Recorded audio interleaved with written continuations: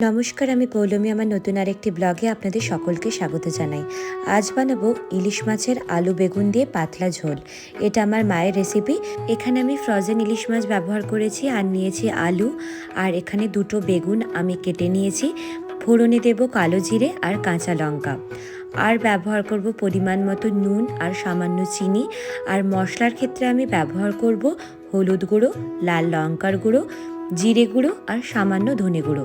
প্রথমে আমি ইলিশ মাছটাকে হলুদ আর নুন দিয়ে ভালো করে ম্যারিনেট করে নেব। ইলিশ মাছ কখনোই খুব কড়া করে ভাজবো না, তাহলে কিন্তু ইলিশ মাছের স্বাদ একেবারেই নষ্ট হয়ে যাবে। আপনারা যদি কাঁচা ইলিশ ব্যবহার করতে পারেন তাহলে আমি বলবো সব থেকে ভালো হবে। আমার যেহেতু ফ্রোজেন ইলিশ মাছ, তাই জন্য আমি একটুখানি ভেজে নেব, এবং যদিও আমি হালকা করেই ভাজবো। তারপর দেখুন আমার মাছগুলো ভাজা হয়ে গেছে। আমি এক এক করে মাছগুলোকে তুলে নিয়েছি। এরপর একটি পাত্রে নিয়ে নেব পরিমাণ মতো জিরে গুঁড়ো, ধনে গুঁড়ো এবং লাল লঙ্কার গুঁড়ো এবং হলুদ গুঁড়ো। এরপর এর একটা স্মুথ পেস্ট বানিয়ে আমি সাইডে রেখে দেব। এই মশলাটাই আমি কিন্তু গ্রেভির জন্য ব্যবহার করব।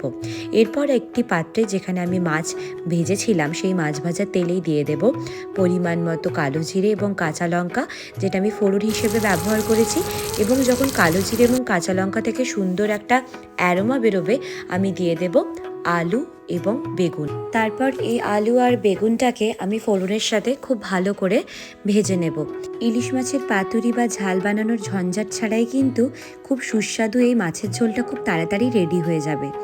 এরপর আমি অ্যাড করব পরিমাণ মতো নুন। যখন এই আলু বেগুনটা হালকা ব্রাউন কালার ধারণ করবে, তখন আমি ভিজিয়ে রাখা মশলাটা, যেটা গ্রেভির জন্য ব্যবহার করব, সেটা কিন্তু দিয়ে দেব। তারপর সেই মশলাটাকে আমি এই আলু এবং বেগুনের সাথে খুব ভালো করে কষিয়ে নেব, যাতে কোনো কাঁচা গন্ধ না থাকে। যখন দেখব আমি খুব ভালো করে কষানো হয়ে গেছে এবং কাঁচা গন্ধ চলে গেছে, আমি অ্যাড করব গরম জল। আমি আমার মোটামুটি সব ভিডিওতেই বলে থাকি, রান্নাতে গরম জল ব্যবহার করলে কিন্তু সত্যি রান্নার স্বাদ দ্বিগুণ হয়। দেখুন, এরপর আমি আবার অ্যাড করেছিলাম কিছু পরিমাণ মতো নুন আর পরিমাণ মতো চিনি।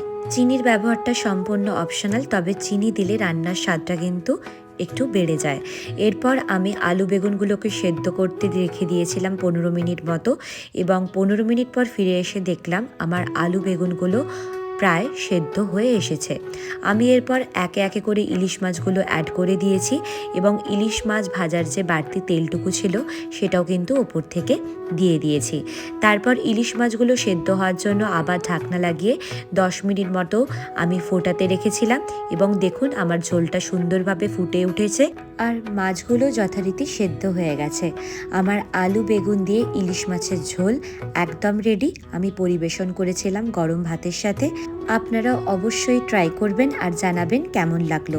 ভালো থাকবেন সবাই, আনন্দে থাকবেন। নমস্কার।